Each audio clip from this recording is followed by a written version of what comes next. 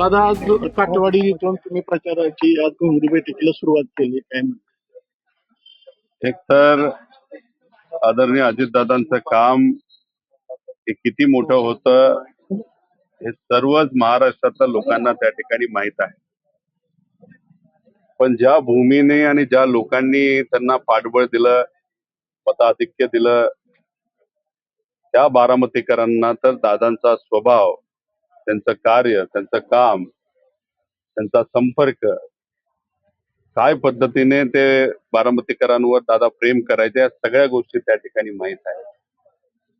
दुर्दैव असं की पोटनिवडणूक ही जी बारामतीमध्ये त्या ठिकाणी होत आहे, ते दादा गेल्यानंतर ती खरं तर इथं होत आहे. काकी उभ्या आहेत, इथं येऊन लोकांना भेटून चर्चा करून फक्त मी विनंती करत आहे की मतदान होत असताना 100% मतदान प्रत्येक गावातून हे अजितदादांच्या कार्याकडे बघून सुनेत्रा काकींना त्या ठिकाणी व्हावं, याच्यासाठी खरं तर येऊन लोकांशी मी संवाद साधत आहे. कारण का बारामतीकरांना तुम्ही आदेश देऊ शकत नाही, बारामतीकरांना तुम्ही विनंती करू शकता. कारण इथे असणारे लोक हे फार हुशार आहेत आणि पवार परिवारावर इथं असणाऱ्या लोकांचं प्रेम आहे. त्यामुळे इथे येऊन त्यांना मी विनंती केलेली आहे. खरं तर आज सकाळी कनेरीला जाऊन पवित्र हनुमान रायांचं त्या ठिकाणी दर्शन घेतलं आणि ते दर्शन झाल्यानंतर इथं काटेवाडीला येऊन लोकांशी संवाद त्या ठिकाणी साधलेला आहे. सर्व पक्षाचे लोक, पदाधिकारी खरं तर इथं आलेले आहेत. काल संध्याकाळी हा दौरा तिथं ठरला, पण हा प्रचार दौरा नसून लोकांचा संवादाचा कार्यक्रम आहे असं आपल्याला त्या ठिकाणी म्हणता येईल. आणि इथं लोकांशी संवाद साधून पुढच्या गावासाठी त्या ठिकाणी मी आता जात आहे. पूर्वी कसं पवार कुटुंबीय सर्व एकत्र यायचं आणि प्रचाराकरिता उतरायचं, तशा पद्धतीने हा प्रचार होणार आहे. खरं तर इथं येत असताना मी रोहित पवार म्हणून आणि अजितदादांचा पुतण्या म्हणून आणि दादांचा कार्यकर्ता म्हणून प्रचारामध्ये आलेलो आहे. पूर्वीच्या निवडणुका जर आपण बघितल्या तर लोकांना सुद्धा माहिती आहे आणि अख्ख्या महाराष्ट्राने त्या ठिकाणी बघितलेलं आहे. पवार साहेबांची निवडणूक असो, अजित काकांची असो, नाहीतर आत्यांची असो, प्रत्येक निवडणुकीला परिवार म्हणून आम्ही सर्वजण एकत्रित त्या ठिकाणी फिरत होतो.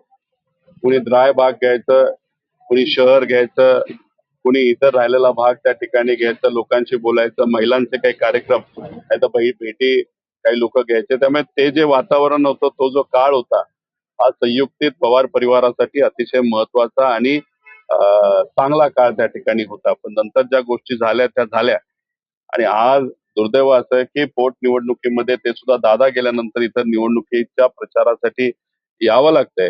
हे खरं तर मनाला लागणारं, दुःख देणारं असलं तरी दादांकडे बघून या इलेक्शन मध्ये आजपर्यंत कोणालाच एवढी लीड मिळाली नाही, तेवढी लीड ही त्यांच्या पक्षाला इथून कशी मिळेल यासाठी प्रत्येक व्यक्ती आपापल्या लेवलला त्या ठिकाणी प्रयत्न करत आहे. आपण पाहिलंय की एकंदरीत आतापर्यंत भाजपला या ठिकाणी यश मिळालं नाही, परंतु आता भाजप मोठ्या म्हणजे अनेक नेत्यांना घेऊन या मतदान प्रक्रियेमध्ये येताना आपण पाहतोय. भाजप आल्याने राष्ट्रवादी सुनेत्राबाईंना फायदा होईल का तोटा होईल? तर बघा, आज जे कोणी लोक सुनित्रा काकींना मदत करण्यासाठी येत आहेत, त्यांच्या मनामध्ये काय हेतू हा वेगळा. पण आज बारामतीकरांनी त्या ठिकाणी ठरवलेलं आहे की आपल्याला अजितदादांनंतर सुनित्रा काकींच्या पाठीमागे या निवडणुकीमध्ये त्या ठिकाणी थांबायचं आहे. ठीक आहे, काही पक्ष दीर्घकालीन पुढचा विचार करून त्या ठिकाणी येत असले तरी तो त्यांचा त्यांचा विषय आहे. आणि बारामतीकरांना मग काही लोक जर दीर्घकालीन विचार करून इथं बारामतीमध्ये येत असतील आणि खास करून मोठे इतर पक्ष, तर बारामतीकरांना त्यांनी त्या ठिकाणी ओळखलं नाही असं आपल्याला म्हणावं लागेल. पण आज जो कोणी येईल त्याची खऱ्या अर्थाने मदत आपल्याला त्या ठिकाणी लागणार आहे. खरं तर आमची अपेक्षा होती की 22-23 जे कोणी लोक विरोधात त्या ठिकाणी उभे आहेत त्यांचे फॉर्म राहायला नको पाहिजे होते. सामान्य लोकांनी, प्रामाणिक कार्यकर्ते आणि प्रामाणिक अजितदादांच्या पदाधिकाऱ्यांनी खूप मनापासून प्रयत्न करून 60 वरनं आकडा तो 22-23 वर आणला. पण याच्यामध्ये बघत असताना एक नाव म्हणजे करुणाताई मुंडेंचं नाव जर मी बघितलं तर खरं तर एखाद्या भाजप पक्षाच्या मोठ्या नेत्यांनी जर त्यांना सांगितलं असतं तर त्यांनी तो फॉर्म ठेवला नसता. कारण त्याचं मुख्य कारण सांगतो की जेव्हा महाविकास आघाडी सरकार गेलं आणि आम्ही सर्वजण विरोधात होतो, दादा विरोधी पक्ष नेते त्याच्यामध्ये होते आणि दादा विरोधी पक्ष नेते व्हावेत यासाठी सर्व आमदारांनी सह्या दिल्या होत्या, त्यात आम्ही सुद्धा होतो. आणि मग त्यावेळेस धनंजय मुंडे हे दादांच्या मार्गदर्शनाखाली भाजपच्या विरोधात म्हणजे त्या सत्तेच्या विरोधात त्या ठिकाणी बरंच काही बोलत होते. आणि ते बोलत असताना अधिवेशन चालू होतं तेव्हा भाजपच्या एका प्रमुख नेत्यांनी करुणा मुंडेंना अधिवेशनात आमंत्रित केलं आणि त्या तिथं आल्या. त्यांनी प्रेस कॉन्फरन्स त्या ठिकाणी घेतली, पत्रकारांशी बोलल्या आणि दुसऱ्या दिवसापासून धनंजय मुंडे बोलणं बंद केलं.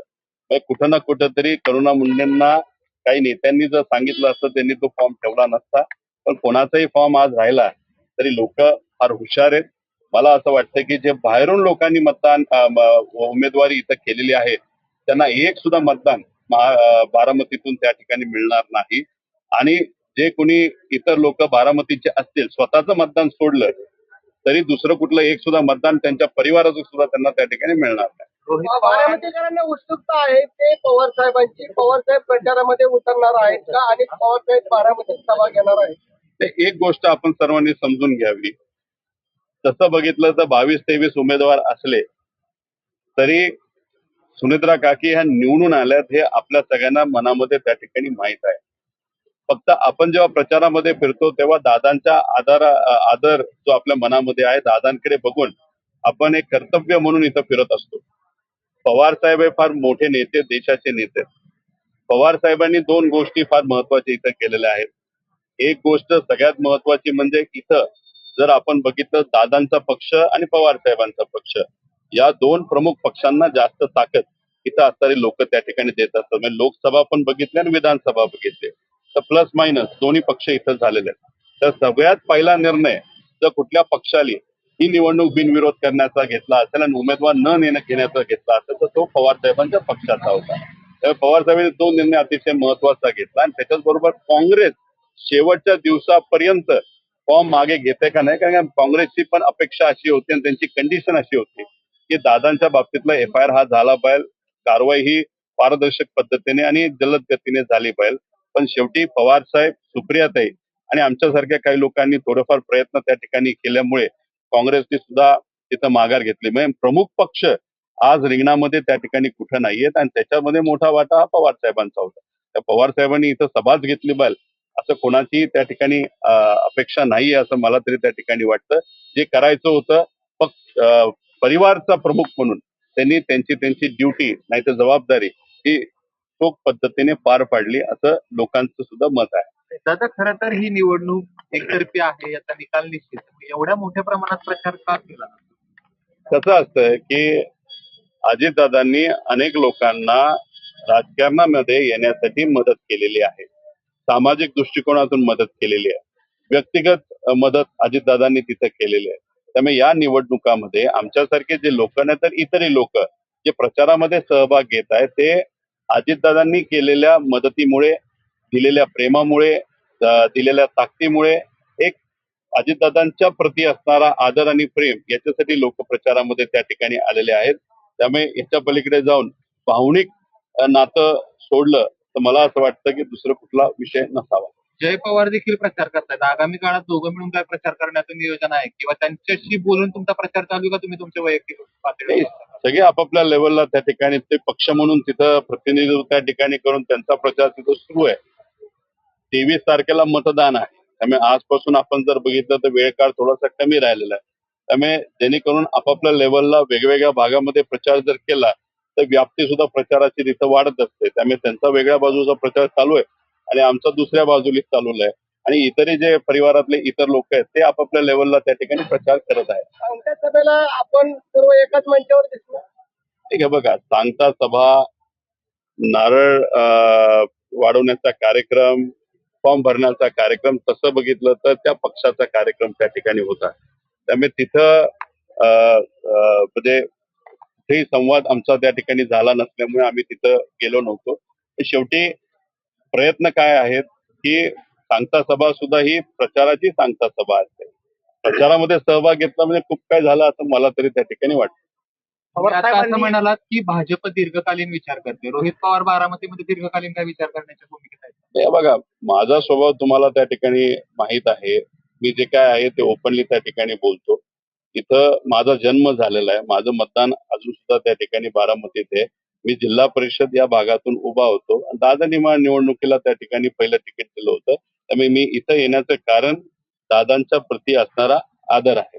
आता हे हा इलेक्शन झाल्यानंतर त्या ठिकाणी शेवटी काकी सुद्धा अजितदादांचीच प्रेरणा घेऊन अजितदादांसारखंच त्या ठिकाणी काम करतील आणि मग आम्हाला आमचा मतदारसंघ आहेच ना, कर्जत जामखेड तिथं असणाऱ्या लोकांनी सुद्धा विश्वास त्या ठिकाणी आमच्यावर हा टाकलेला आहे. एवढी मोठी ताकद आमच्या विरोधात असताना सुद्धा थोडक्यानं का होईना मताने निवडून येऊन या सरकारला जाब विचारण्याची संधी मला तिथं असणाऱ्या लोकांनी त्या ठिकाणी दिलेली आहे. त्यामुळे राजकारण हे जे काय असतं ते आपण प्लॅन करून जात असतो. प्लॅन हा कर्जत जामखेडचाच आहे आणि राजकारण हे उद्या जाऊन कसं होईल कोणालाच त्या ठिकाणी माहित